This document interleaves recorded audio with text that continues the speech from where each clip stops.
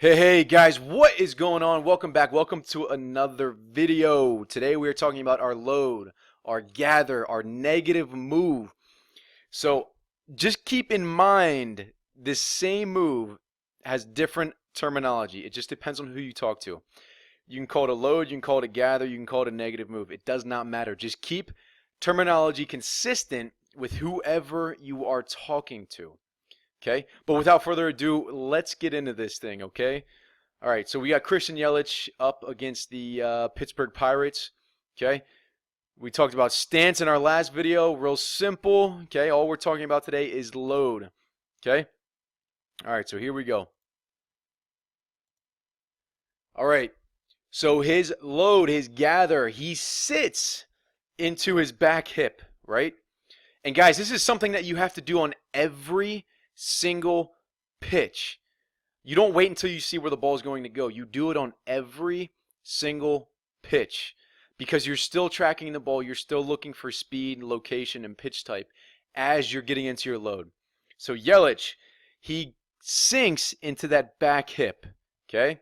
And his hands are going to work behind his body, right? So I draw a line straight down here, okay? They're working over his back foot, his back leg, okay? And his knob of the bat is going to be pointed towards that catcher. So his load, he tips the barrel, he loads the barrel. You see guys start in all sorts of different positions with the bat. They need to tip it, they need to load it up so it's facing the catcher. Some guys are a little bit steeper with the angle of their bat. Some guys aren't as steep, right?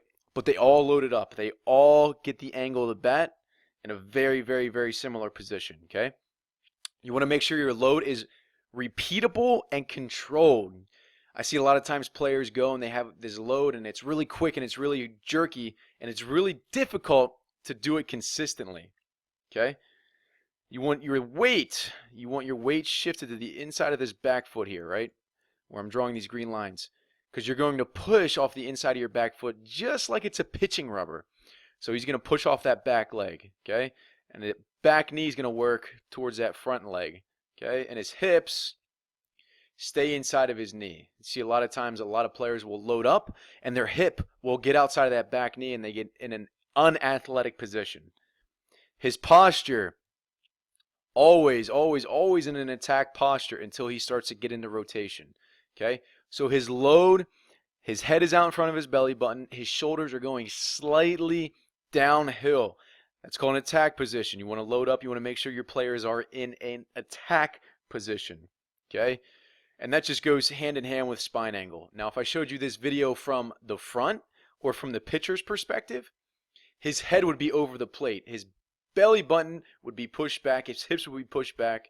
And his knees would be bent, as you can see right here, right? So his hips push back. He's in an athletic position. Think about someone playing basketball, right? You wouldn't guard someone in basketball being straight up and down like a statue. You would have your hips pushed back, your chest over your belly button, just in a strong position, okay? Now here's one big thing I want to talk about with the load. You can start back with your hands, okay? You can start with your hands loaded up. All you're going to do then is just load up into your lower half. And you can do it with no stride. If you have no stride, like a Paul Goldschmidt who just picks his foot up and puts it back down, if you do it with no stride, all you're going to do is be shifting all of the weight into this back hip and then transferring it into the front hip, okay? Another point to keep in mind, staying in an athletic position, you want to make sure your weight is not only on your toes, but on the entirety of your foot. You're going to be so much stronger when you're moving towards the pitcher if you're pressing through not only this back foot, the toes of your back foot, but also the heels of your back foot, right? So I know there's a lot of lines going on, but Sadahara O, who is a legendary Japanese player, tons of home runs, he talked about pulling spikes out of the side of his shoes, right? So I know those lines don't really do it justice, but if there were spikes just on the side of your shoe, right, on the outside of your shoe, you're literally trying to pull them out of the ground sideways as this back leg works towards the pitcher, okay? Guys, this load is so important because the energy is generated by the ground. Our greatest single source of energy is the ground. I don't care how big, how fast, how strong you are. You need to be able to push into the ground. Okay? That's why this load is important. Just putting yourself into a strong position to deliver the bat. Okay? So I hope this video helps, guys. I'll play it a couple times through just so you can see Yelich do it multiple times. Keep in mind those points. I know I went through it quickly, but take notes, write them down. I'll put them in the description below. Other than that, I hope it helps, guys. I wish you nothing but the best. Go get them. Here we go. I'll play it a couple times through. You can see the same thing. He loads in that back hip. He pushes through the side of his back foot. His hands are back behind his body. And guys, this is not just Christian Yelich. These are the fundamentals that you're going to see in all successful hitters. All successful hitters. They load up into that back hip. They press sideways off of that back foot. Their hands load up behind their body. Knob the bat towards the catcher. They get into an attack posture. Their hips push back. All that good stuff. So, hope this video helps.